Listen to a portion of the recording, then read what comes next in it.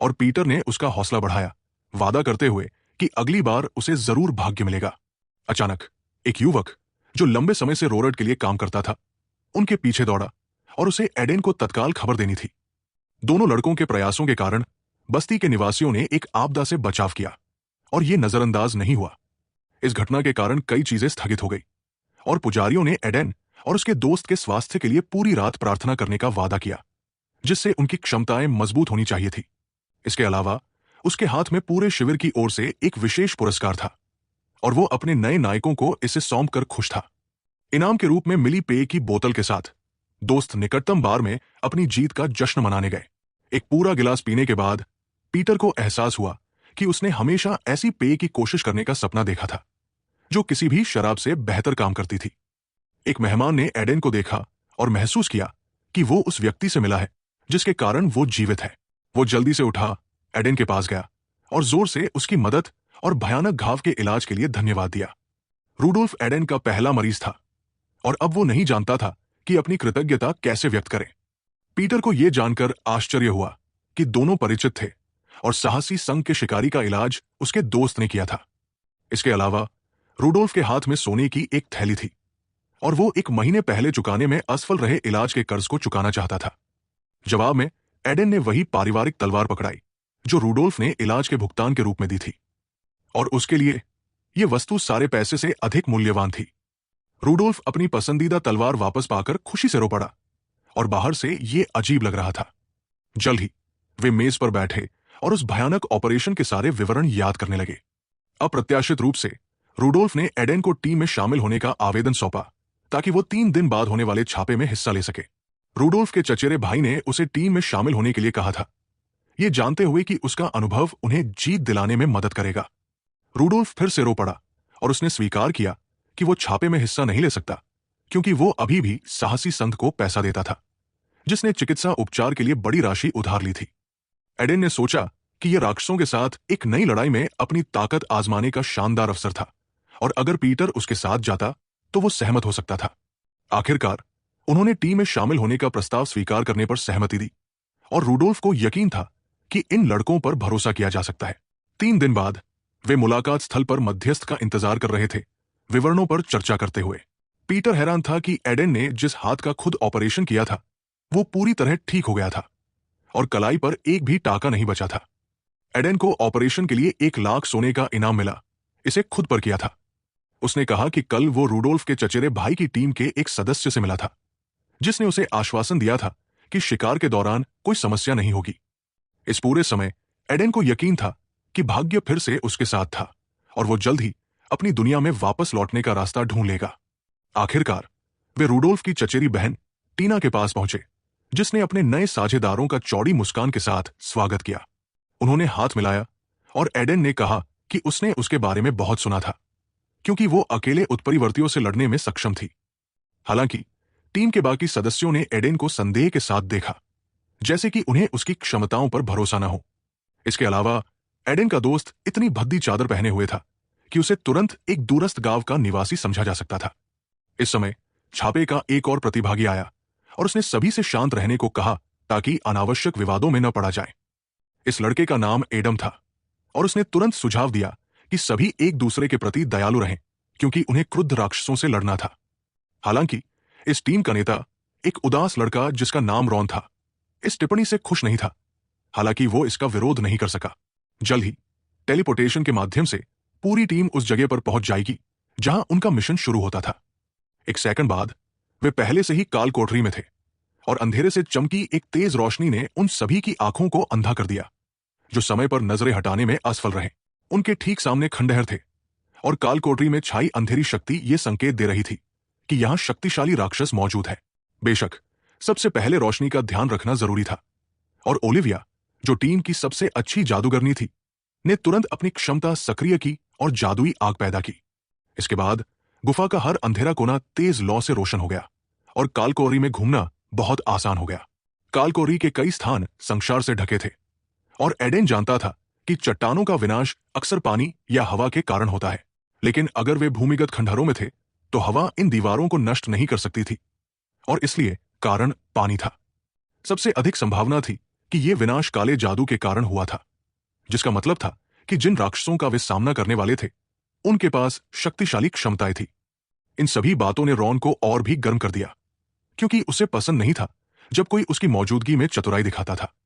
एक और टीम सदस्य डायना रॉन की राय से सहमत थी कि ये लड़के दैवीय शक्तियों वाले जादूगरों जैसे नहीं दिखते, लेकिन इन लड़कों की असली ताकत का परीक्षण केवल एक वास्तविक लड़ाई में हो सकता था।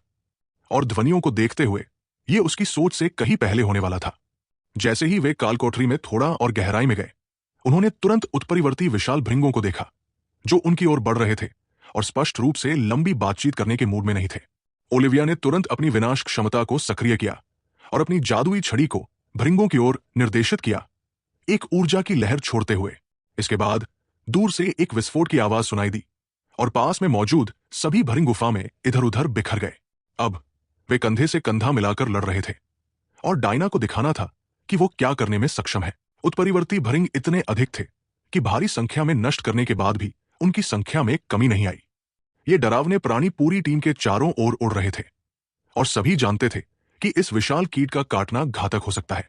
एक दूसरे के करीब रहना और अपनी पंक्ति को मजबूत करना जरूरी था, ताकि हर तरफ जादू से सुरक्षा हो। एक समय पर एडम को एहसास हुआ कि वे सभी भृंगों से निपट नहीं पाएंगे और उसने जोर से सुझाव दिया कि राक्षसों से लड़ते हुए आगे बढ़ा जाए। हालांकि अगर ओलिविया अब हवा का जादू सक्रिय कर सकती थी, तो एडेन अपने जादू से उसकी क्षमताओं को बढ़ा सकता था।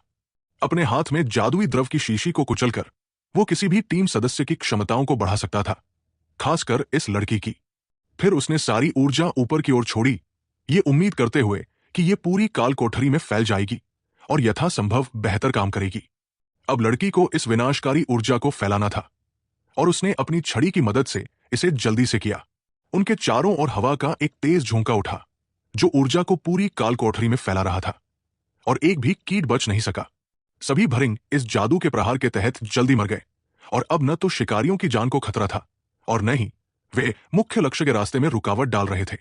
ओलिविया तुरंत जानना चाहती थी कि इस अजनबी ने कौन सी क्षमता का उपयोग किया, लेकिन एडेन ने चेतावनी दी कि यह उसका रहस्य है। उन्हें अपने रास्ते पर आगे बढ़ने से पहले थोड़ा आराम करने की जरूरत थी, और एडम ने ऐसे ही क्षण में कई बोतलें उच्च गुणवत्ता वाले पेय की निकाली। पता चला कि वो अपने साथ उच्च गुणवत्ता वाली औषधियां लाया था, जो कुछ ही सेकंड में माना बहाल कर सकती थी और स्वास्थ्य को थोड़ा बढ़ा सकती थी। ऐसी औषधियां बहुत महंगी थी, और अगर एडम को औषधि विक्रेता नहीं पता होता तो वो इतनी मात्रा में इन्हें खरीदने का जोखिम नहीं उठा सकता था। यह अच्छा था कि टीम में विभिन्न प्रतिभाओं वाले जादूगर शामिल थे, क्योंकि अच्छे दोस्त होना भी एक बड़ी प्रतिभा है। पूरा दृश्य परिचित लग रहा था और एक समय पर एडम को लगा जैसे वो अपने अतीत में वापस चला गया हो। जल्द ही वे अपने रास्ते पर आगे बढ़े और दूर से उन्होंने एक पत्थर की मूर्ति देखी, जो एक और उत्परिवर्ती जैसी दिख रही थी। लेकिन पीटर का ध्यान मूर्ति ने नहीं, बल्कि उनके सामने मौजूद एक दोराहे ने खींचा। मूर्ति के दोनों तरफ 2 सुरंगें थी और अब उन्हें चुनना था कि कौन सा रास्ता लेना है। रॉन को बिना यह बताए कि इसका क्या मतलब है, विकल्प देना बर्दाश्त नहीं था। यह वह था जिसे लड़कों को करना था, बिना यह जाने कि प्रत्येक सुरंग के अंत में क्या इंतजार कर रहा था। उनमें से प्रत्येक ने बाई सुरंग से आने वाली काले जादू की शक्तिशाली सांद्रता को महसूस किया, और इसमें कोई संदेह नहीं था कि वहां राक्षस उनकी प्रतीक्षा कर रहे थे। रॉन ने तुरंत दाहिनी सुरंग से जाने का सुझाव दिया, ये मानते हुए कि इस तरह वे उत्परिवर्ती अड्डे तक अधिक सुरक्षित रूप से पहुंच सकते थे। लेकिन उसकी ओर मुड़कर एडेन ने कहा कि उन्हें बायां रास्ता चुनना चाहिए, क्योंकि वे यहां राक्षसों का शिकार करने आए हैं, न कि उनसे छिपने के लिए। वो निश्चित था कि बायां रास्ता उन्हें उस लक्ष्य तक ले जाएगा जिसके लिए वे आए थे, और उन्हें इससे बचना नहीं चाहिए, बल्कि सीधे आगे बढ़ना चाहिए। लेकिन रॉन को एहसास हुआ कि बाईं ओर काले जादू की शक्तिशाली सांद्रता इकट्ठा हो रही थी, और वो टीम को ज्यादा खतरे में नहीं डालना चाहता था। इसके अलावा उसे पसंद नहीं था जब कोई नेता की भूमिका लेता था, क्योंकि टीम में केवल एक ही स्वीकृत नेता था। एडेन राक्षसों से होने वाले घातक खतरे के बारे में अच्छी तरह जानता था, और फिर भी उसने लोगों को उस दिशा में ले जाने का फैसला किया। झगड़ा देखकर पीटर रॉन की ओर दौड़ा, उसे रोकने और होश में लाने की कोशिश करते हुए। यहां तक कि टीना को भी एहसास हुआ कि उनका नेता गलत था और इस तर्क को जारी रखकर बड़ी गलती कर सकता था। बाकी टीम अभी भी दाहिनी सुरंग को पसंद करती थी, ये महसूस करते हुए कि उनकी ताकत शक्तिशाली राक्षसों का सामना करने के लिए पर्याप्त नहीं हो सकती। लेकिन अगर एडेन अभी भी अपनी बात पर अड़ा रहता है और उत्परिवर्तियों का सामना करना चाहता है, तो वो अकेले वहां जा सकता है। लड़के ने नए टीम सदस्य को बाईं सुरंग की ओर धक्का भी दिया, जहां वो विशाल कीटों से भी ज्यादा शक्तिशाली प्राणियों से मिलता। अब केवल उन शिकारियों को देखना बाकी था जो फिर भी खतरनाक राक्षसों से मिलने की इच्छा न रखते हुए दाहिनी सुरंग में चले गए। लेकिन टीना वही रुकी रही और एडेन के आश्चर्य की बात, उनका पीछा नहीं किया। उसका मानना था कि लड़के के पास बाया रास्ता चुनने के अपने कारण थे और उसने उसके साथ रहने का फैसला किया। एडेन ने उसके भरोसे के लिए धन्यवाद दिया, मुस्कुराते हुए और ये आशा करते हुए कि उसने अपने में गलती नहीं की। जहां तक एडम की बात है, वो भी खड़ा रहा और टीना के कार्यों को करीब से देख रहा था। फिर उसने खुलकर कहा कि वो अपने नेता रॉन की तुलना में एडेन पर कहीं ज्यादा भरोसा करता है। इस बीच मुख्य टीम से अलग हुई टोली एक गतिरोध पर पहुंच गई, ये महसूस करते हुए कि यहां उन्हें एक भी उत्परिवर्ती नहीं मिलेगा। हालांकि वे ये सोचते रहे कि उन्होंने सही विकल्प चुना था, क्योंकि उनका लक्ष्य उत्परिवर्तियों को नष्ट करना था, न कि उनका शिकार बनना। लेकिन पीछे मुड़कर देखने पर डायना को पछतावा होने लगा कि उसने नए आए व्यक्ति की बात नहीं मानी और उसके साथ नहीं रुकी। उसी क्षण छत के ठीक ऊपर एक जादुई मुहर प्रकट हुई और यह स्पष्ट हो गया कि राक्षस उनकी धारणा से कहीं ज्यादा चालाक थे। ओलिविया ने जोर से चेतावनी दी कि ये एक जाल है और सभी को तुरंत जादुई प्रहारों से बचने का आदेश दिया। लड़की गलत नहीं थी, क्योंकि अगले ही सेकंड जादुई किरणों की बौछार उन पर बरस पड़ी और केवल चमत्कार से लगभग सभी लोग उन्हें चकमा देने में कामयाब रहे। लेकिन डायना आखिरी प्रहार को नोटिस करने में असफल रही और उसका पैर सबसे अनुपयुक्त क्षण में मुड़ गया। संतुलन खोकर वो गिर पड़ी और उसी क्षण एक जादुई किरण ने उसके पैर को पूरी तरह भेद दिया। पता चला कि जमीन के नीचे से कई नुकीले कांटे उछले थे और उनमें से एक ने लड़की को गंभीर रूप से घायल कर दिया, जो जादुई मुहर की सीमा से बाहर निकलने में असफल रही थी। रॉन ने तुरंत चिकित्सा प्रकाश को सक्रिय किया और डायना के घाव को ठीक करने की कोशिश की, इससे पहले कि वो बहुत ज्यादा खून खो दे। लेकिन वो घाव को पूरी तरह ठीक करने में असमर्थ था और यह कल्पना करना मुश्किल है कि डायना ने ऐसे प्रहार के बाद कितना दर्द सहा। हाँ, वो भयानक दर्द में थी और रॉन समूह के नेता के रूप में डायना सहित प्रत्येक सदस्य के लिए पूरी तरह जिम्मेदार महसूस करता था। उसे देखकर यह स्पष्ट हो गया कि वो मिशन पूरा होने तक शायद जीवित न रह पाए और ऐसे घावों का इलाज करने वाला वैद्य जल्द से जल्द ढूंढना जरूरी था। इस बीच एडन अपनी नई टोली के साथ रॉन की टीम का पीछा करता रहा और उसे ढूंढने में ज्यादा समय भी नहीं लगाना पड़ा। एडन ने खुद ही लड़कों को ढूंढ लिया और मुस्कुराते हुए कहा कि यह कोई संयोग नहीं था कि उसने बाई सुरंग में जाने का सुझाव दिया था, ये जानते हुए कि वहां क्या इंतजार कर रहा है। रॉन को एहसास हुआ कि इस टीम का असली नेता कौन था, लेकिन वो अभी भी इस बात से नाराज था कि एडन ने उसे अपने के सभी कारण नहीं बताए। एडन ने जल्दी से समझाया कि उसे ऐसी किसी चीज की उम्मीद थी, क्योंकि जादुई मुहर वहां से आई थी और यह किसी भी उत्परिवर्ती से ज्यादा खतरनाक थी। जादुई वृत्त नष्ट हो गया था और संभवतः यही कारण था कि डायना को चोट लगी जब उसने मुहर पर कदम रखा था। काला जादू दैवीय शक्ति के प्रकट होने पर बहुत आक्रामक रूप से प्रतिक्रिया करता था और यह जाल विशेष रूप से डायना के लिए तैयार किया गया था।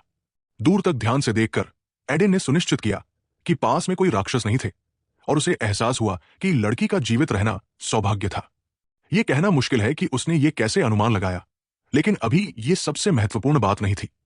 हालांकि अगर उसे सब कुछ पहले से पता था तो एडन को यह सोचना चाहिए था कि लड़की की मदद कैसे करनी है और रॉन फिर से उस पर ताने कसने लगा। लेकिन यह रॉन ही था जो नेता होने के नाते समूह के अन्य सदस्यों की राय को नजरअंदाज करता था, इसलिए लड़की की जान की सारी जिम्मेदारी उस पर थी। अपने दोस्त को देखकर रॉन को एहसास हुआ कि तकरार को स्थगित किया जा सकता है, क्योंकि अब सबसे जरूरी उसकी जान बचाना था। अपने जीवन में पहली बार उसने अपनी गलती स्वीकार की और अपनी भूल के लिए ईमानदारी से माफी मांगी। लेकिन अगर कुछ नहीं किया गया तो यह लड़की निश्चित रूप से मर जाएगी। और घुटनों पर बैठकर रॉन ने एडन से मदद की भीख मांगी। एडन ने एक बार फिर उस व्यक्ति को देखा जिसने शुरू से उस पर भरोसा नहीं किया था और अब वो घुटनों पर बैठकर माफी मांग रहा था। लड़के के पास मना करने का कोई कारण नहीं था, खासकर क्योंकि लड़की का कोई दोष नहीं था और वो केवल अपने नेता का अनुसरण कर रही थी। लेकिन पीटर जानता था कि उसके दोस्त के पास कोई दैवीय शक्तियां नहीं थी और उसे यह अजीब लगा कि एडन इतने गंभीर अभिशाप को कैसे ठीक करने जा रहा था। हालांकि एडन के पास शक्तिशाली पवित्र जल था जिसे उसने अन्य वस्तुओं के लिए नहीं बदला और नहीं रोरट के साथ कोई सौदा किया। यह पवित्र जल इतनी उच्च गुणवत्ता का था कि यह किसी भी जटिल बीमारी और काले जादू के अभिशाप से निपट सकता था। डायना पर लगाया गया अभिशाप केवल एक बूंद से टूट सकता था, जो काले जादू को नष्ट कर देता। बिना समय गवाए एडेन ने पवित्र जल की शीशी को डायना के पैर के ऊपर उलट दिया और एक बूंद ठीक उसी जगह गिरी जहां जादुई कांटा लगा था। तुरंत सभी ने देखा कि जहां पवित्र द्रव गिरा था वहां से एक तेज चमक फैली और जादू काम करने लगा। एडेन के सही कार्यों के बावजूद समूह में संदेह उठा कि क्या डायना पवित्र जल के बाद उठ पाएगी। एडम एडेन के प्रति अपने अच्छे रवैये के बावजूद इस बार भी संदेह करता था कि क्या यह लड़का चमत्कार कर पाएगा। आखिरकार एडेन के पास ज्यादा दैवीय शक्तियां नहीं थी और उसे काले जादूगरों के एक शक्तिशाली अभिशाप का सामना था। लेकिन अपने आशावाद को न खोते हुए एडेन ने जोर से घोषणा की कि डायना के दोस्त उसका लंबे समय से इंतजार कर रहे थे और अब वो फिर से उनसे मिलने के लिए तैयार थी। लड़की ने पीटर का हाथ पकड़ा, अपनी आंखें खोली और उसके चेहरे पर काले अभिशाप का कोई निशान नहीं था। उसके पैर का घाव, जो हाल ही में खून बह रहा था, जादुई धागों से सावधानीपूर्वक टाका गया था। एडेन ने फिर से चमत्कार किया और अब उसे लड़की को ठीक करने के ऑपरेशन को सफलतापूर्वक पूरा करने के लिए बधाई दी जा रही थी। उसे फिर से प्रशंसा मिल रही थी। हालांकि रॉन अभी भी मानता था कि एडेन अपनी असली क्षमताओं को छिपा रहा था। अब एडम उसे पूरी तरह अलग नजरों से देख रहा था, क्योंकि जो उसने देखा उसके बाद वो उसे शायद ही एक साधारण नवागंतुक मानेगा। जल्द ही पूरा समूह बाई सुरंग की ओर चल पड़ा, जहां एडेन ने शुरू में ही जाने का सुझाव दिया था। 100 मीटर से ज्यादा नहीं चलने के बाद उन्होंने तुरंत कुछ ऐसा देखा जिसने कई लोगों को हैरान कर दिया। एक लाल जादुई मुहर वाला विशाल दरवाजा मुख्य बॉस के कक्ष को छिपा रहा था, जिसका मतलब था कि वे अपने लक्ष्य तक बहुत आसानी से पहुंच गए थे। रास्ते में उन्हें एक भी राक्षस का सामना नहीं करना पड़ा और पीटर को तुरंत यह अजीब लगा। रॉन ने अपने हाथ जादुई द्वार पर रखे, सभी से सतर्क रहने और अपने आसपास को ध्यान से देखने का अनुरोध करते हुए हमले की तैयारी करने को कहा। हालांकि उसे ज्यादा चिंता करने की जरूरत नहीं पड़ी, क्योंकि उसके स्पर्श के बाद दरवाजे अपने आप खुलने लगे और उनके बीच एक सफेद रोशनी चमकी। इन दरवाजों के पीछे मौजूद राक्षस ने उन लोगों का खुशी से स्वागत किया जो उसके आसान शिकार बनने वाले थे। मुख्य बॉस इतनी तीव्र अंधेरी आभा उत्सर्जित कर रहा था कि यहां तक कि एडेन को भी एक पल के लिए अपने इस रास्ते पर जाने के निर्णय पर संदेह हुआ। हाँ, यह वही उत्परिवर्ती था जिसके लिए वे यहां आए थे, लेकिन किसी ने उम्मीद नहीं की थी कि वो इतना शक्तिशाली होगा। हालांकि खतरे के सामने वे पीछे नहीं हट सकते थे, क्योंकि वापसी का कोई रास्ता नहीं था और राक्षस उन्हें जिंदा नहीं छोड़ता। लेकिन यह देखकर कि उसकी हथेली में अंधेरी ऊर्जा कितनी तेजी से इकट्ठा हो रही थी, कई लोगों को संदेह हुआ कि क्या वे उसे युद्ध में हरा पाएंगे। अपने शिकारों को देखते हुए उत्परिवर्ती को यकीन था कि इनमें से प्रत्येक शिकारी को उसके शिकार बनना सम्मान की बात लगेगी और वो तुरंत इसे साकार करने का इरादा रखता था। फिर उनकी ओर सीधे देखते हुए उसने घोषणा की कि उन्हें उसका नाम हमेशा के लिए याद रखना चाहिए, ताकि अगली दुनिया में वे मृत आत्माओं को बता सकें कि उन्हें किसने मारा और अगली दुनिया में भेजा। लेकिन इससे पहले कि वो बोलना पूरा करता, एडेन के क्रॉसबो से दागा गया एक शक्तिशाली प्रक्षेप्य उसे भेद गया, पूरी तरह से भेद गया। बस एक सेकंड पहले रॉन को यकीन था कि इस शिकार में बिना बलिदान के काम नहीं चलेगा, लेकिन अब उसने देखा कि नवागंतुक ने सबसे शक्तिशाली उत्परिवर्ती को आसानी से निपटा दिया। राक्षस को अपनी सुरक्षात्मक बाधा सक्रिय करने का समय भी नहीं मिला, क्योंकि सभी की तरह वो अपनी पूर्ण प्रभुत्व में आश्वस्त था। लेकिन कुछ ही सेकंड में वो हवा में घुलने लगा और उसकी सारी धमकियां इस घृणित प्राणी के साथ गायब हो गई। फिर उस जगह के चारों ओर एक जादुई बवंडर उठा जो राक्षस के अवशेषों को बहा ले गया और जमीन पर केवल मुख्य बॉस की सूखी हुई वस्तुएं रह गई। यह क्रॉसबो वास्तव में एक शानदार खरीद साबित हुआ और एडेन एक बार फिर आश्वस्त हो गया कि उसने हथियार का सही चुनाव किया था। भोर का पवित्र तीर न केवल इस उत्परिवर्ती को बल्कि उसी स्तर के सभी प्राणियों को नष्ट कर सकता था। ठंडे पत्थर के फर्श पर पड़े अवशेषों को देखकर यह समझना मुश्किल था कि यह क्या था और वैद्य ने ऐसा करतब कैसे कर दिखाया। अभी एडम ने कुछ ऐसा देखा जिसके बारे में उसने केवल उन कहानियों में सुना था जिन पर कोई विश्वास नहीं करता था। पीटर ने अपने दोस्त से फुसफुसाकर कहा कि उसे अपनी सर्वश्रेष्ठ क्षमता का उपयोग नहीं करना चाहिए और इसे किसी और शक्तिशाली प्राणी के लिए बचाकर रखना चाहिए, लेकिन उसे अंत तक रखना और भी अजीब निर्णय होता, खासकर जब खतरा न केवल उसकी जान से बल्कि सभी शिकारियों की जान से संबंधित था। सौभाग्य से तीर को कई बार इस्तेमाल किया जा सकता था और अपने हाथ को आगे बढ़ाकर वो हवा में गायब हो गया, ठीक वैसे ही जैसे मृत उत्परिवर्ती। बॉस को जल्दी मार दिया गया, इसलिए काल को रीड जल्द ही बंद होने वाली थी और रॉन को यह बात सबसे अच्छे से पता होनी चाहिए थी। ओलिविया आसानी से एक टेलीपोर्टेशन जादुई वृत्त बना सकती थी और पूरी टीम को तुरंत सुरक्षित स्थान पर ले जा सकती थी। लेकिन जिस क्षण उसने अपनी क्षमता को सक्रिय करना शुरू किया, एडम ने उसे ऐसा न करने के लिए कहा और कालकोटरी को थोड़ा और खोजने का सुझाव दिया। इसके अलावा जादुई वृत्त बनाने के लिए बहुत सारे माना की जरूरत थी और वो इसे फिर से नहीं बना पाती जब तक कि वे अपना सारा काम पूरा न कर लें। इसके बाद सभी धीरे धीरे तितर बितर होने लगे, लेकिन एडम ने चेतावनी दी कि कालकोरी उनकी सोच से जल्दी बंद हो सकती है, इसलिए उन्हें एक दूसरे के करीब रहने की जरूरत थी। जब टीना पत्थर की वेदी के पास से गुजरी तो उसने एक अजीब धब्बा देखा और एक पल के लिए स्तब्ध होकर वहीं खड़ी रह गई। वेदी पर गहरे लाल रंग का दाग था और यह सबसे अधिक संभावना एक उच्च स्तरीय राक्षस का खून था। हालांकि उन्हें निश्चित रूप से पता नहीं था, लड़की को यकीन था कि यह खून था और शायद इस वेदी पर कई लोगों की बलि दी गई थी। वेदी की जांच करने के बाद युवा वैद्य ने फैसला किया कि इसके नीचे कुछ ऐसा छिपा होना चाहिए जो नजरों से बचा हो, और सफेद कपड़े को उठाकर उसने एक जादुई अंधेरी मोहर वाला एक डिब्बा पाया। बिना समय गवाए उसने डिब्बा खोल दिया। हालांकि उसे ऐसा करने से पहले 2 बार सोचना चाहिए था, लेकिन अब बहुत देर हो चुकी थी और अपने कार्यों के परिणाम देखकर लड़के को डिब्बा खोलने का पछतावा हुआ। जादुई द्वारों से जो चारों ओर खुल गए, अंधेरे देवता को बलि चढ़ाए गए मृत लोग रेंगने लगे। अब मुख्य बॉस से मुश्किल से निपटने के बाद शिकारियों को ज़ॉम्बी की भीड़ से लड़ना पड़ा, जो किसी भी राक्षस से ज्यादा खूनखोर थे। रॉन ने पहले कार्रवाई करने का फैसला किया और अपने दोस्तों को बचाने के लिए खुद प्रहार सहने का निर्णय लिया। दैवीय मुट्ठी से ज़ॉम्बी पर हमला करके उसने जितना संभव हो उतने प्राणियों को नष्ट करने की उम्मीद की, ताकि कोई भी शिकारी हानि न उठाए। लेकिन उसका योजना शायद ही काम करती, क्योंकि ज़ॉम्बी इतने थे कि हर शिकारी पहले से ही उनके साथ युद्ध में उतर चुका था। ओलिविया ने भी अपनी जादुई छड़ी तैयार की और यद्यपि मरे हुए प्राणियों की भीड़ उनके खिलाफ लड़ रही थी, वे अपने नियंत्रण में मौजूद किसी भी दैवीय शक्ति का उपयोग कर सकते थे। लेकिन इस टीम में एक ऐसा व्यक्ति था जो समस्याओं को तेजी से हल करना पसंद करता था और 1 सेकंड में कुछ शॉट से ज़ॉम्बी की पूरी भीड़ को मार डाला।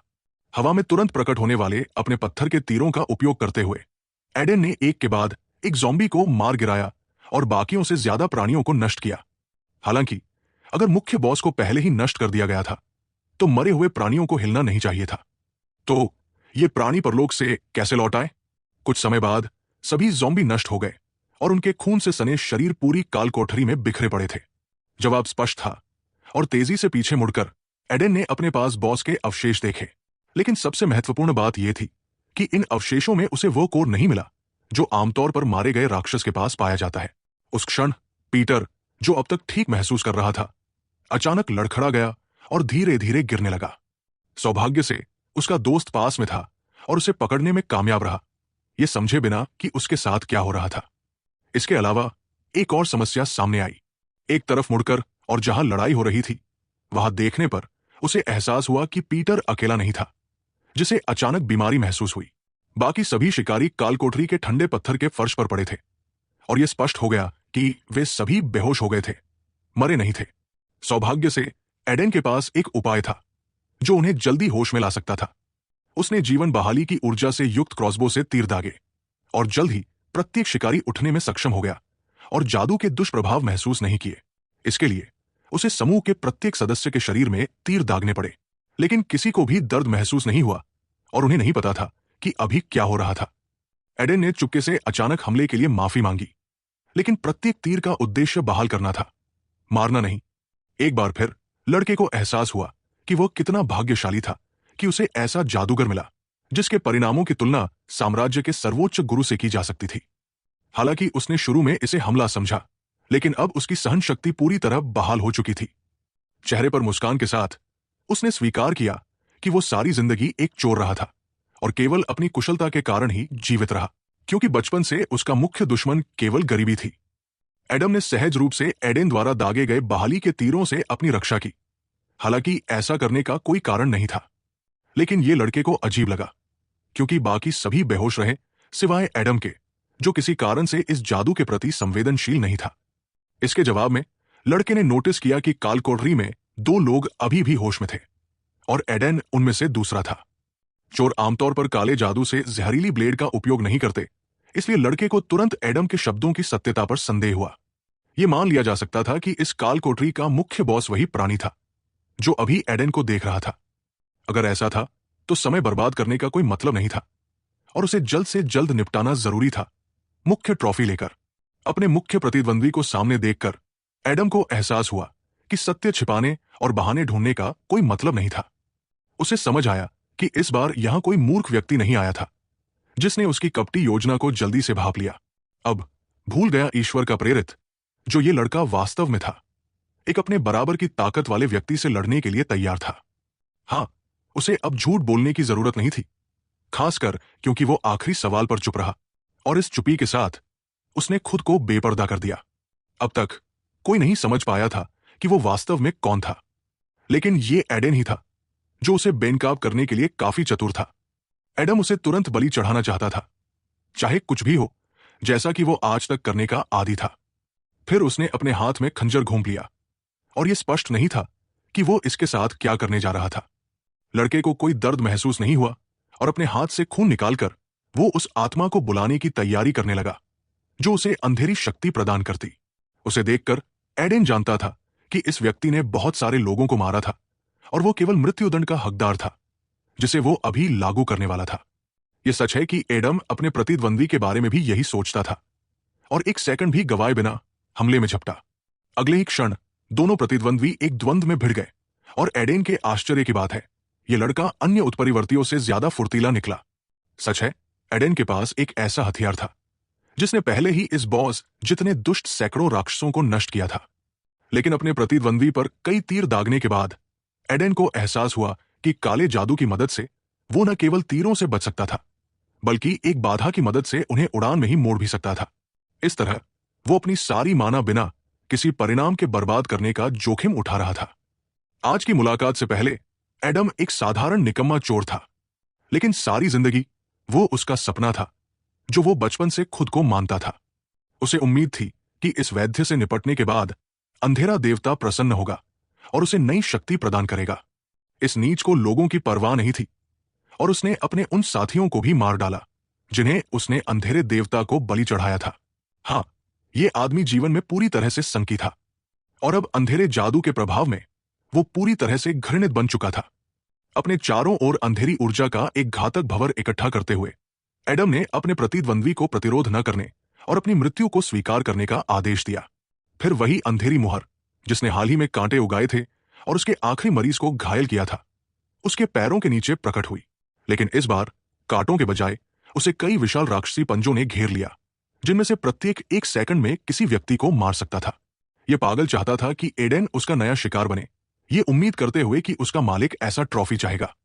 यह स्वीकार करना होगा कि एडम ने इस हमले में खर्च किया गया अंधेरा जादू एक साथ दर्जनों शिकारियों को मारने के लिए पर्याप्त होता। लेकिन इस बार उसने गलती की और अपने लक्ष्य को गलत समझ लिया। उसके आश्चर्य की बात है, जो भंवर अभी बनना शुरू हुआ था वो अचानक एक बिंदु में सिमटने लगा, और अंधेरा जादू धीरे धीरे बिखर गया। फिर उसने एक तेज सफेद रोशनी देखी जिसने उसे अंधा कर दिया, और अपना हाथ आगे बढ़ाकर उसने सामने कुछ देखने की कोशिश की। लेकिन अपने मरे हुए दुश्मन के बजाय उसने एक जीवित एडेन को देखा जिसने अंधेरी ऊर्जा के प्रहार को दृढ़ता से झेल लिया था और जवाबी हमले के लिए तैयार था। लड़के ने स्वीकार किया कि वो एडम की चतुर चाल से प्रभावित था, हालांकि उसके पास खुद के और भी रोचक हथकंडे थे। अपने हाथ में खंजर को जकड़ते हुए एडम ने महसूस किया कि वे राक्षसी पंजे जो काली पकड़ थे कमजोर पड़ गए थे। फिर भी वो शांत नहीं हुआ और इस लड़ाई को अपनी जीत के साथ खत्म करने के लिए कुछ भी करने को तैयार था। लेकिन जैसा कि सभी पिछली लड़ाइयों में हुआ, एडेन ने उस व्यक्ति के चेहरे में देखा जिसने मानव जाति को धोखा दिया और अंधेरी ऊर्जा की तरफ चला गया। अब ईश्वर की शक्ति जो उसे दी गई थी धीरे धीरे एडम को छोड़ रही थी, जिसका मतलब था कि जल्द ही उसे बिना बाहरी मदद के एक निष्पक्ष लड़ाई लड़नी पड़ेगी। शुरू में जब एडेन ने वेदी के नीचे डिब्बा देखा तो उसे तुरंत एहसास हो गया कि राक्षस का कोर किसी ने ढूंढ लिया था और छिपा दिया था। लेकिन अब वो इस कोर को अपने हाथ में पकड़े हुए था और मुस्कुराते हुए घोषणा की कि अब ये चीज उसकी है। एडम विश्वास नहीं कर पा रहा था कि उसके प्रतिद्वंदी ने अंधेरे स्वामी के कोर को ढूंढ लिया, क्योंकि वो उसकी अपनी जिंदगी को अपने हाथ में पकड़े हुए था। एडेन ने अपनी मुस्कान न बदलते हुए कहा कि अगर ये वास्तव में किसी देवता की पवित्र अवशेष थी तो इसे काले बाजार में बेचने पर उसे अच्छा मुनाफा मिलेगा। उसने घोषणा की कि अंधेरे देवता से प्राप्त शक्ति इस अवशेष पर काम नहीं करेगी, भले ही वो चाहे, भले ही ये एक अंधेरे जादूगर की मुहर हो। ये एडम को लड़ाई का रुख बदलने में मदद नहीं करती, क्योंकि ये सिर्फ काला जादू था। अपनी आखिरी उत्परिवर्ती के साथ लड़ाई को याद करते हुए एडम जानता था कि अगर उसने उस पर एक भी प्रक्षेप्य दागा तो वो प्राणी पवित्र जल की दैवीय शक्ति से गायब हो जाता। लेकिन अचानक एडम ने घोषणा की कि अगर एडेन को गंभीरता से लगता था कि वो उसे इतनी आसानी से हरा सकता है और इस काल कोठरी से जिंदा निकल सकता है, तो वो पूरी तरह से पागल था। उसका देवता अब भुला दिया गया हो सकता है, लेकिन वो जल्द ही पुनर्जनन होगा और उसका अंधेरा चेहरा वेदी के ऊपर प्रकट होगा। अभी के लिए एडम ने इस छोटी समस्या को खुद निपटाने का फैसला किया और अपने लंबे समय के प्रतिद्वंद्वी पर हमला करने के लिए झपटा। ये एडेन के लिए थोड़ा आश्चर्यजनक था, क्योंकि उसने समय पर अपनी क्षमता का उपयोग किया था और लगभग लड़ाई का परिणाम तय कर दिया था। लेकिन उसे इस तथ्य से सामंजस्य बिठाना पड़ा कि यह प्रतिद्वंद्वी पिछले वाले से कहीं ज्यादा शक्तिशाली था, और यह कट्टरपंथी तो चाकू से वार करने के बाद उसके चेहरे पर घाव छोड़ने में भी कामयाब रहा। भले ही कोर एडम के लिए इतना महत्वपूर्ण था, फिर भी एक और तरीका आजमाने लायक था। नए हमले की प्रतीक्षा किए बिना एडेन ने कोर को हवा में ऊंचा उछाला, जो न केवल ऊर्जा बल्कि अपने प्रतिद्वंदी की जान भी संग्रहित कर सकता था। अपने स्वामी की तोपगोली को अपने सिर के ऊपर देखकर एडम ने एक तेज गति में ऊपर चढ़ने और उसे जमीन पर गिरने न देने की तैयारी की। इस कोर को लेकर उसके उत्साह को देखकर एडेन को एहसास हुआ कि उसने तुरंत इस अवशेष के उद्देश्य को समझ लिया था। कोर को लगभग छूते हुए एडम ने अचानक नोटिस किया कि इसके चारों ओर एक जादुई धागा लपेटा हुआ था, जिसे एडेन ने शुरू में ही बांध दिया था। फिर एक आसान हलचल के साथ एडेन ने अपनी ओर खींचा और कोर उसके हाथों में था, जैसा कि तीरों से लदा क्रॉसबो था। अपने प्रतिद्वंदी को हिलने का मौका दिए बिना एडेन ने क्रॉसबो से एक पत्थर का तीर सीधे उसके सिर में दाग दिया, और इस बार एडम बचने में असमर्थ था। यह महसूस करते हुए कि उसके पास कोई और विकल्प नहीं था, एडम ने काले वृक्ष के जादू को बुलाया और तुरंत जमीन पर दर्जनों अंधेरे कांटे प्रकट हो गए। इसे देखकर एडेन समझ गया कि ये कांटे अपने मालिक को नहीं मारते, बल्कि इसके विपरीत उसे ताकत देते हैं। ये कांटे एक उत्कृष्ट बाधा के रूप में भी काम करते थे, जो एडम को तब तक सुरक्षित रखते थे जब तक वो अपनी ऊर्जा वापस नहीं पा लेता। अगर वैद्य की जगह कोई और व्यक्ति होता तो ये बाधा पूरी तरह से काम करती, लेकिन अब स्थिति पूरी तरह से अलग थी। एक गूंजते हुए झटके और खंजर की एक तेज हलचल के बाद वे सभी कांटे जो अभी तक एडम की रक्षा कर रहे थे, अलग अलग दिशाओं में उड़ गए। अब एडम को सीधा खंजर का प्रहार देने से कुछ भी नहीं रोक रहा था। हालांकि एडेन के पास सिर्फ ठंडे हथियार से कहीं ज्यादा रोचक चीज थी।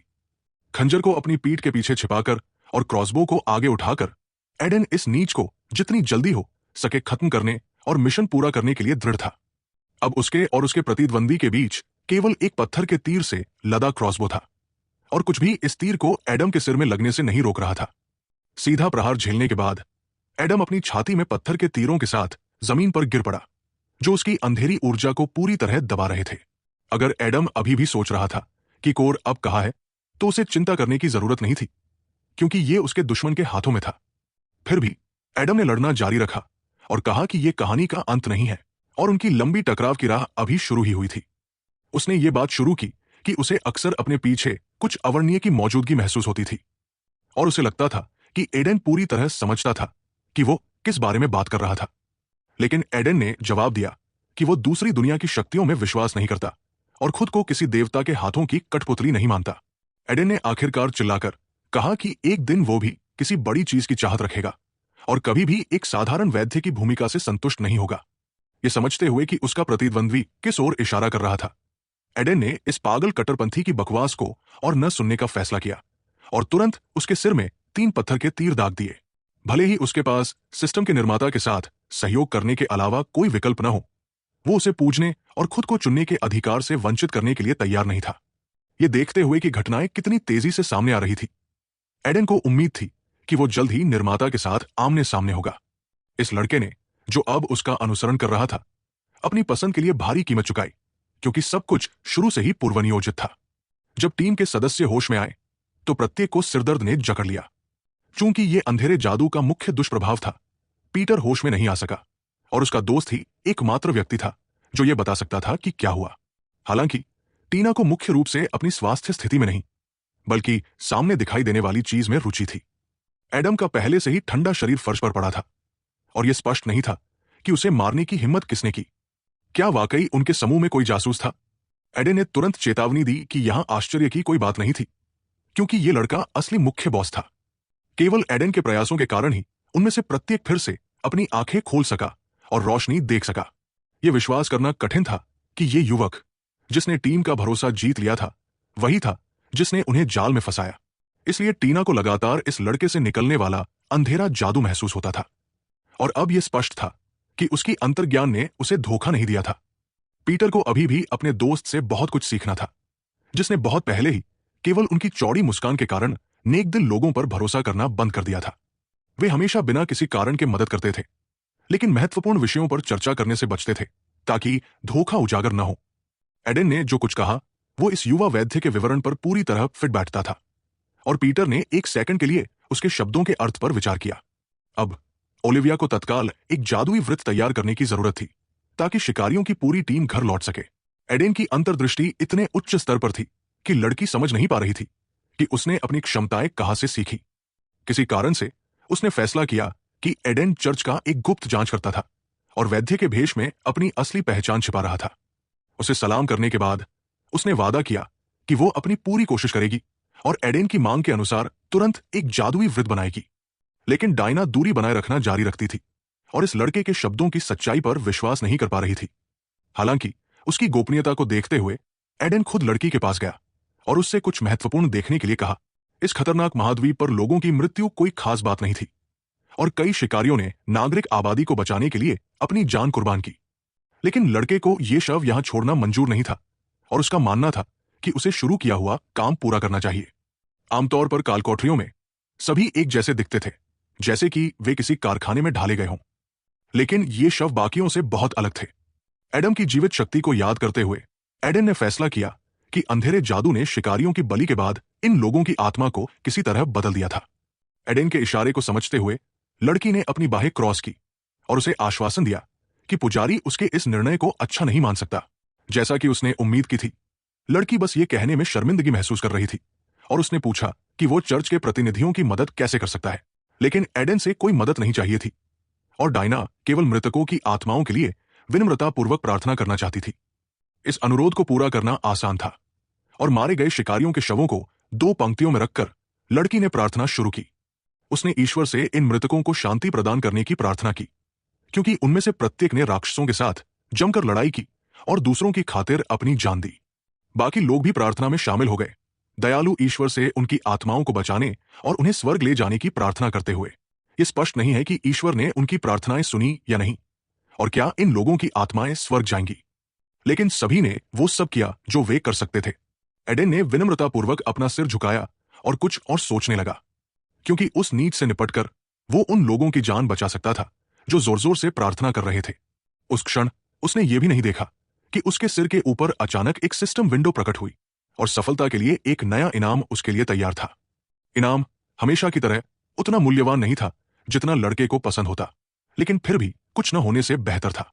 प्रार्थना समाप्त करने के बाद टीना ने कहा कि अगर वे सभी को एक साथ काल कोठरी से बस्ती में स्थानांतरित कर सकें तो बहुत अच्छा होगा, और वो इस भूमिका को निभाने के लिए तैयार थी। फिर उसने एक जादुई क्षमता सक्रिय की जो इस कार्य को बिना दूसरों की मदद के जल्दी पूरा कर देगी।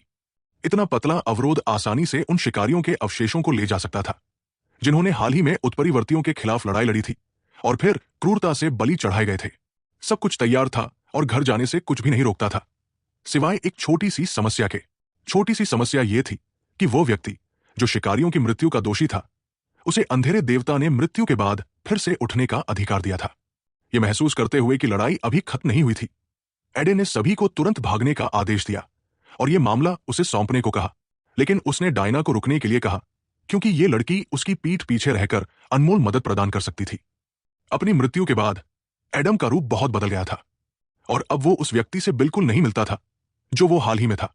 वो अपने रास्ते में सब कुछ नष्ट करने के लिए तैयार था और सबसे पहले उस व्यक्ति से निपटना चाहता था जिसने उसे अगली दुनिया में भेजा था।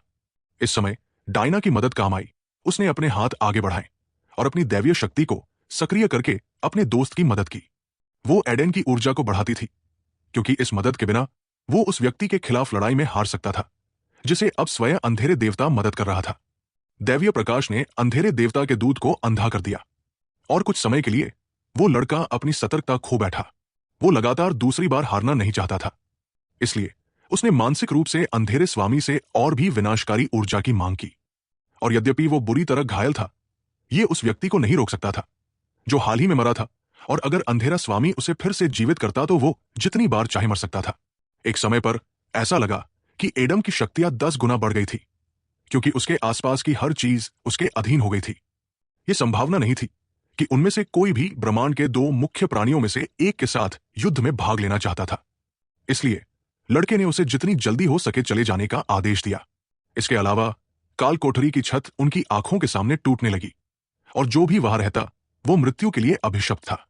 एडम, जिसमें शायद अभी भी कुछ मानवीय बचा था, को भी यह समझना चाहिए था, लेकिन उसने मंत्रमुग्ध की तरह ऊपर देखा और हिला नहीं। ऐसा लग रहा था कि वो अपनी मृत्यु को स्वीकार करना चाहता था। अन्यथा यह समझाना असंभव था कि वो तब भी अपनी जगह पर क्यों रहा जब ऊपर से पत्थर पहले ही गिर रहे थे। जैसा कि अपेक्षित था, एक विशाल शिलाखंड अंधेरी शक्तियों के गुलाम पर गिरा और उसे कुचलकर मार डाला। लेकिन सौभाग्य से लोग उस जगह से भागने में कामयाब रहे और जीवित रहे, जिसे वे अपने बाकी दिनों तक याद रखेंगे। पूरी टीम अभी भी उसी जगह पर उनका इंतजार कर रही थी, और टेलीपोर्टेशन जादुई वृत्त सभी को बाहर ले जाने के लिए तैयार था।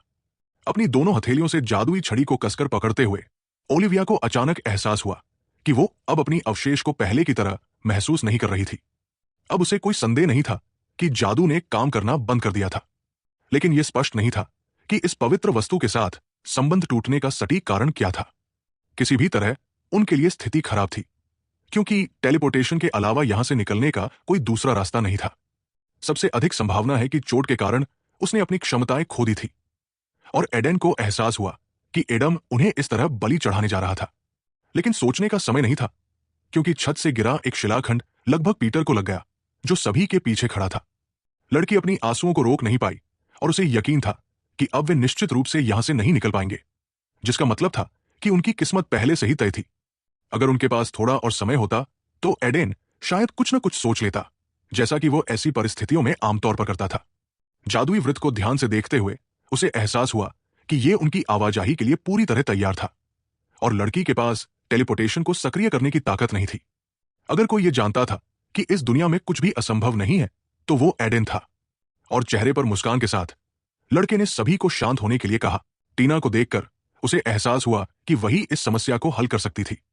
हालांकि लड़की को अभी तक इसके बारे में नहीं पता था, टीना हमेशा से इतनी चतुर थी कि वो तुरंत समझ लेती थी कि यह किस प्रकार का जादुई वृत्त है, और इसके अंदर एम्बेडेड मोहर कोड को पहचान लेती थी।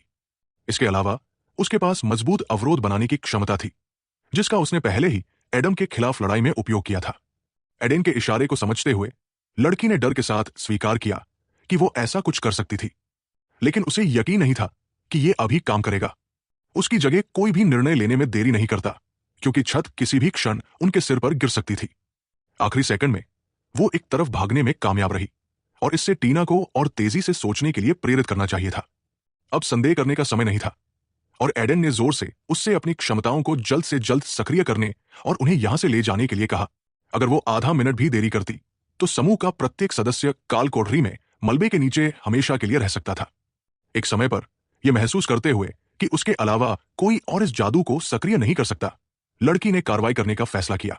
यह अच्छी खबर थी, और एडन खुश था कि उसने यह फैसला तब लिया जब वे टनों गिरते पत्थरों के नीचे कुचले जाने से थोड़ा पहले थे। बिना समय गवाए उसने काम शुरू किया और विश्वसनीय टेलीपोर्टेशन के लिए एक तिहारा जादुई वृत्त बनाने का फैसला किया। इस तिहारे वृत्त को बनाने के लिए आमतौर पर कम से कम 2 लोगों की आवश्यकता होती थी, जिन्हें अपनी जादुई शक्ति को वृत्त के केंद्र में निर्देशित करना पड़ता था। लड़की क्लोनिंग जादू का उपयोग कर सकती थी, लेकिन अब यह संभव नहीं था, क्योंकि हर सेकंड मायने रखता था। यह वो क्षण था जब एडन अपनी जादुई द्रव की शीशी के साथ काम आया, जो उसे एडम से मिली थी और जिसका उसने कभी उपयोग नहीं किया था। लेकिन इस बार यह द्रव अलग तरह से काम कर सकता था, और इसे वृत्त के ठीक केंद्र में तोड़कर उसने कमी ऊर्जा प्राप्त करने की उम्मीद की। अब आखिरी शब्द टीना के पास था, जो प्रार्थनाएं करती रही, ईश्वर से आवश्यक शक्ति प्रदान करने की मांग करती रही। यह अच्छा होता अगर उसका देवता उसकी प्रार्थनाएं सुन लेता, वरना सभी लड़कों को उन्हें केवल स्वर्गीय मंदिर में सुनना पड़ता जब वे अगली दुनिया में होते। उसने अपनी हथेलियों को जोड़ा और अपनी आखिरी शक्तियों को सक्रिय किया, ये उम्मीद करते हुए कि उसका माना टेलीपोर्टेशन प्रक्रिया शुरू करने के लिए पर्याप्त होगा। एडन को भी उम्मीद थी कि यह काम करेगा, क्योंकि अपने जीवन में पहली बार उसने अपनी गर्दन के पीछे मृत्यु की ठंडक महसूस की। विशाल शिलाखंड ठीक उसी समय उनके पास आ रहे थे जब वे उस फर्श पर गिरने वाले थे जहां शिकार दल खड़ा था। तिहारा जादुई वृत्त सक्रिय हो गया और केवल 1 सेकंड ने उन्हें मृत्यु से अलग किया। लेकिन अगले ही क्षण लड़के ने अपनी आंखें खोली और महसूस किया कि वे चमत्कारिक रूप से जीवित रह गए और सबसे भयानक सेकंड से बच गए। समूह के सभी सदस्य उसके बगल में पड़े थे और यह स्पष्ट था कि उनमें से कोई भी घायल नहीं था। ओलिविया की खुशी समझ में आती थी, क्योंकि उन्होंने कुछ ऐसा कर दिखाया था जो पूरे साम्राज्य में कोई अन्य जादूगर नहीं कर पाया था। चारों ओर देखने पर उन्हें दीवार पर उस परिवार का कुल चिन्ह दिखा, जिसके टावर में वे सबसे अधिक संभावना से अभी थे। पीटर जानता था कि यह स्थान साम्राज्य का सबसे धनी क्षेत्र माना जाता था, जिसका मतलब था कि यहां उन्हें एक गाड़ी मिल सकती थी जो उन्हें घर ले जाएगी।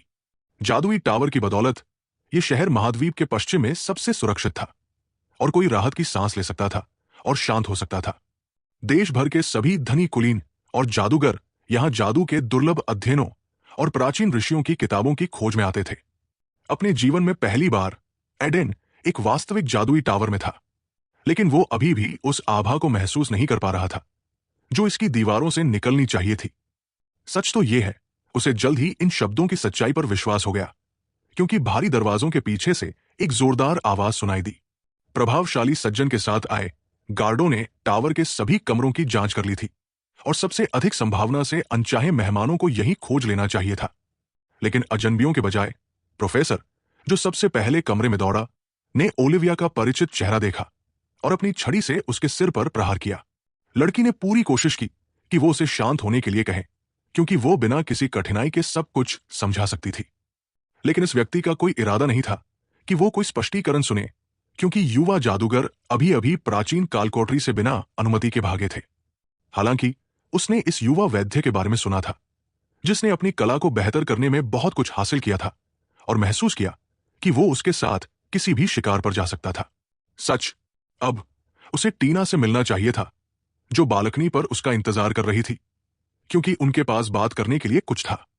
लड़की ने बहुत समय बाद टावर का दौरा किया था और अतीत की यादें ताजा हो आईं। लेकिन सबसे महत्वपूर्ण बात जो उसे कहनी थी, वो थी एडेन से उसकी जान को गंभीर खतरे में डालने के लिए माफी मांगना। युवक के चेहरे से स्पष्ट था कि उसे माफी की जरूरत नहीं थी और वो खुश था कि वे सभी अभी भी जीवित थे। उसकी बात को अंत तक सुनने के बाद लड़की ने चुपके से एक बार फिर उसकी मदद के लिए धन्यवाद दिया, जिसके बिना वे काल कोठरी में हमेशा के लिए रह जाते। फिर उसने अपनी कहानी सुनाई कि कैसे टीना गोल्डन टावर से थी और बचपन में मास्टर ने उसकी जादू की महान प्रतिभा को देखा और उसे जबरन प्रशिक्षण के लिए ले गया। लेकिन तलवार ही हमेशा इस लड़की को पसंद थी, जो बचपन से ही मजबूत प्रतिद्वंद्वियों के खिलाफ लड़ाइयों में भाग लेना पसंद करती थी। बाद में पता चला कि वो उतनी खास नहीं थी जितना मास्टर ने कहा था और अंततः उसे निरंतर अवज्ञा के लिए टावर से निकाल दिया गया। लड़की न तो एक वास्तविक जादूगर बन पाई और न ही एक अच्छी तलवारबाज, और उसे एक चीज पर ध्यान देना पड़ा ताकि इनमें से किसी एक कला में सफलता मिल सके। अनदेखी प्रतिभा का विषय एडेन के लिए परिचित था, क्योंकि उसके बचपन में भी कुछ ऐसा ही हुआ था और उसके आसपास के लोग भी उसकी क्षमताओं पर तुरंत भरोसा नहीं करते थे। उसके लिए सबसे महत्वपूर्ण हमेशा वही करना था जो उसे सही लगता था, क्योंकि आसपास के लोग अपनी इच्छाओं के आधार पर अपनी राय बदलते रहते थे। इसके अलावा अगर टीना को गंभीरता से लगता था कि वो प्रतिभाहीन है, तो उसे कुछ चतुर हथकंडे अपनाने चाहिए थे ताकि इसे दूसरों से छिपाया जा सके। किसी भी हाल में अपने लक्ष्यों को किसी भी तरह से हासिल करना जरूरी है और रास्ते में कभी रुकना नहीं चाहिए। लड़की ने अपने जीवन में पहली बार ये शब्द सुने और उसे उम्मीद नहीं थी कि एक अजनबी उसकी कहानी से इतना प्रभावित होगा। लड़के को वास्तव में विश्वास था कि भले ही उसे छलपूर्ण युक्तियों का उपयोग करना पड़े, कुछ मामलों में यह उचित होगा। कुछ दिनों के आराम के बाद लड़के घर लौटने की तैयारी करने लगे और जिन लोगों को उन्होंने बचाया था उनसे लंबी विदाई ली। यह कहा जा सकता है कि उनकी यात्रा सफलता के साथ संपन्न हुई, अगर उस खतरनाक क्षण को न गिना जाए जब कालकोठरी की छत से पत्थर गिरने लगे थे। तो अंततः एडेन ने लड़की को आश्वासन दिया कि अगर उसने अभी तक अपना फैसला नहीं किया है तो वो उनके साथ शामिल हो सकती है, क्योंकि उनकी टीम में एक व्यक्ति के लिए जगह थी। लड़की इस प्रस्ताव से बहुत खुश हुई और उसने कहा कि वो एक साथ 2 पेशों में महारत हासिल करना चाहती है और न केवल एक अच्छी तलवारबाज बनना चाहती है, बल्कि एक उत्कृष्ट जादूगरनी भी। भले ही लोग उस पर संदेह करें, वो वही करेगी जो उसका दिल कहेगा, क्योंकि एडेन ने उसे बालकनी पर यही बताया था। उसे एक पत्र के साथ एक लिफाफा सौंपते हुए उसने आश्वासन दिया कि अगर उसका निर्णय नहीं बदला तो वो निर्दिष्ट पते पर आ सकती है। ये महसूस करते हुए कि अब उसके पास वो काम है जो उसे पसंद है, लड़की ने एक बार फिर एडेन का धन्यवाद किया और खुशी के आंसुओं को मुश्किल से रोक पाई। विदाई के समय उसने जल्द ही जवाबी पत्र भेजने और अपनी नई जगह पर अपनी सफलताओं के बारे में बताने का वादा किया। जैसे ही वे जाने वाले थे, अचानक उनके पीछे ओलिविया की आवाज सुनाई दी, जो कुछ और कहना चाहती थी। शुरू में इस लड़की ने एडेन को गंभीरता से नहीं लिया था, लेकिन सभी घटनाओं के बाद उसकी राय नाटकीय रूप से बदल गई। अंत में उसने लड़के को सलाह दी कि वो प्रोफेसर के कार्यालय में जाए, जो टावर में स्थित था, क्योंकि वो व्यक्ति स्वयं युवा वैद्य से मिलना चाहता था। लड़के के पास अभी थोड़ा समय था, इसलिए एक बार कार्यालय में पहुंचकर उसने वो सब सुनने का फैसला किया जो प्रोफेसर उसे बताना चाहता था। बेशक उसे ढेर सारी माफिया सुननी पड़ी कि लड़कों ने उसकी जान को खतरे में डाला, लेकिन उसने चेहरे पर मुस्कान के साथ आश्वासन दिया कि सब कुछ ठीक है। हर दिन अधिक से अधिक लोग इस लड़के की प्रतिभा और कौशल पर भरोसा कर रहे थे, और ऐसा लगता है कि आज उसके प्रशंसकों की संख्या में एक और व्यक्ति शामिल हो गया। हालांकि ये लड़का बहुत युवा दिखता था, वो ब्लैक टावर का एक अनुभवी प्रोफेसर था और व्यक्तिगत रूप से प्रसिद्ध वैद्य से मिलकर खुश था। ब्लैक टावर को अंधेरे जादू के टावर के रूप में जाना जाता था, और युवा प्रोफेसर का लक्ष्य उस जादू का अध्ययन करना था जो इस इमारत की दीवारों में समाया था। अब जाकर एडेन को एहसास हुआ कि अगर उसके पास साहसी संस की आधिकारिक अनुमति होती तो वो अंधेरे जादू का उपयोग कर सकता था। एक समय पर युवा प्रोफेसर अपनी तर्क संगति की धमकी खो बैठा और उसके वयस्क सहयोगी को युवा के व्यवहार पर शर्मिंदगी महसूस हुई। उसने पहले ही सुन रखा था कि एडेन ने एडम के खिलाफ लड़ाई जीत ली थी और वह उसके विनाश के बाद प्राप्त सभी मूल्यवान वस्तुओं को वापस खरीदने के लिए तैयार था। एडेन कालकोरी से जादुई गोला ले जाना नहीं भूला था, लेकिन वो अभी इसके साथ विदा होने वाला नहीं था। उसने इस पवित्र अवशेष के लिए बहुत बड़ी कीमत चुकाई थी, जो निश्चित रूप से भविष्य की लड़ाइयों में उसके काम आएगा। हालांकि कुछ और भी था जो वो अपने साथ ले गया था, और एडम का खंजर अभी भी उसके पास था। ये वस्तु टेलीपोर्टेशन वृत्त में गिरने के बाद सभी शिकारियों के साथ कालकोरी से बाहर ले जाई गई थी। अब जाकर एडेन को इस अवशेष की याद आई, जो प्रोफेसर के शोध के लिए उपयोगी हो सकता था। खंजर को मेज पर रखते हुए उसे यकीन था कि ये लड़का इतना मूल्यवान अवशेष पाकर खुश होगा। वो गलत नहीं था, और प्रोफेसर ने वास्तव में तुरंत इस वस्तु में निहित विशाल माना की मात्रा को महसूस किया। वो इस अवशेष का अध्ययन करने के लिए उत्सुक था और जानना चाहता था कि इसके भीतर क्या छिपा है। अपनी सीट से उछलकर उसने एक सौदा प्रस्तावित किया, जिसके तहत लड़का मेज पर से कुछ भी ले सकता था, जिस पर जादुई वस्तुओं का ढेर पड़ा था। लेकिन जो चीज उसे सबसे ज्यादा आकर्षित कर रही थी वो थी इस ढेर के सबसे नीचे पड़ी एक अजीब सी खिलौना, जैसे कि वो उसे अपनी ओर बुला रही हो। पता चला कि ये एक संगीतमय खिलौना था, और जैसे ही आप चाबी घुमाते ये मजेदार आवाजें करने लगता। लड़के को उत्सुकता थी कि इस खिलौने में कौन सा संगीत या आवाज है, और चाबी घुमाकर वो इसे अपने कानों से सुनने का इंतजार करने लगा। लेकिन गीत के बजाय खिलौना अचानक अस्पष्ट आवाजें करने लगा, और एडेन समझ नहीं पाया कि इस अजीब चीज के निर्माताओं ने क्या हासिल करने की कोशिश की थी। कुछ देर तक उसे मेज पर रखकर उसने सुना कि ये अजीब आवाजें करता रहा, और महसूस किया कि वो इस बेवकूफी भरी धुन को नहीं पहचानता। युवा प्रोफेसर ने मेज से खिलौना उठाया और समझाया कि ये बिल्कुल भी जादुई वस्तु नहीं थी, बल्कि उसके दोस्त का उपहार था जो वहां मौजूद था। लेकिन लड़के ने गौर किया कि ये खिलौना अंतरिक्ष में मौजूद सारा माना अवशोषित कर सकता था और उसे जीवन ऊर्जा में बदल सकता था। अंत में इसने उसकी सहन शक्ति गेज को पूरी तरह भर दिया, इसलिए पेश की गई सभी वस्तुओं में से उसने इसे लेने का फैसला किया। इस खिलौने के अलावा एडेन को ढेर सारे अवशेष और किताबें दी गई, जिन्हें पढ़ने का समय शायद ही कभी मिले।